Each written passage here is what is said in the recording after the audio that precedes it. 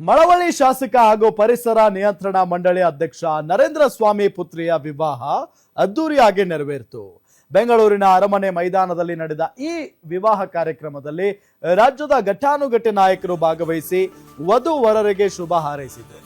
ವಿವಾಹ ಕಾರ್ಯಕ್ರಮಕ್ಕೆ ಸಿಎಂ ಸಿದ್ದರಾಮಯ್ಯ, ಗೃಹ ಸಚಿವ ಡಾಕ್ಟರ್ ಜಿ ಪರಮೇಶ್ವರ್, ಸಚಿವರಾದ ಮಹದೇವಪ್ಪ, ಶಿವರಾಜು ತಂಗಡಗಿ, ಚಲುವರಾಯಸ್ವಾಮಿ, ಎಸ್ ಮಲ್ಲಿಕಾರ್ಜುನ್, ಮಾಜಿ ಸಂಸದ ಡಿಕೆ ಸುರೇಶ್, ವಿಪಕ್ಷ ನಾಯಕ ಆರ್ ಅಶೋಕ್, ಬಿಜೆಪಿ ರಾಜ್ಯಾಧ್ಯಕ್ಷ ಬಿವೈ ವಿಜಯೇಂದ್ರ, ಎಂಎಲ್ಸಿ ಸುಧಾಮ್ ದಾಸ್ ಸೇರಿದಂತೆ ಹಲವು ನಾಯಕರು ಭಾಗಿಯಾಗಿ ಶುಭ ಹಾರೈಸಿದ್ರು. ಇನ್ನು ಐಎಎಸ್, ಐಪಿಎಸ್ ಅಧಿಕಾರಿಗಳು ಸೇರಿದಂತೆ ಗಣ್ಯಾತಿ ಗಣ್ಯರು ಭಾಗವಹಿಸಿ ನವ ವಧುವರರಿಗೆ ಶುಭ ಹಾರೈಸಿದ್ರು.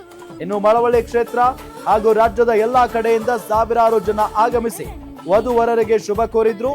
ಅಷ್ಟೇ ಅಲ್ಲ, ಗಾಯಕ ವಿಜಯ್ ಪ್ರಕಾಶ್ ಹಾಗೂ ಅನುರಾಧ ಭಟ್ ಅವರ ಗಾಯನ ಎಲ್ಲರ ಗಮನ ಸೆಳೆಯಿತು. ಅನುಶ್ರೀ ಅವರ ಆಂಕರಿಂಗ್ ಕಾರ್ಯಕ್ರಮಕ್ಕೆ ಮೆರುಗು ತುಂಬಿತ್ತು. ಜೊತೆಗೆ ಧ್ರುವ ವೆಡ್ಡಿಂಗ್ ಹಾಕಿದ್ದ ಅದ್ದೂರಿ ಸೆಟ್ ಮದುವೆಯ ಹೈಲೈಟ್ ಆಗಿತ್ತು.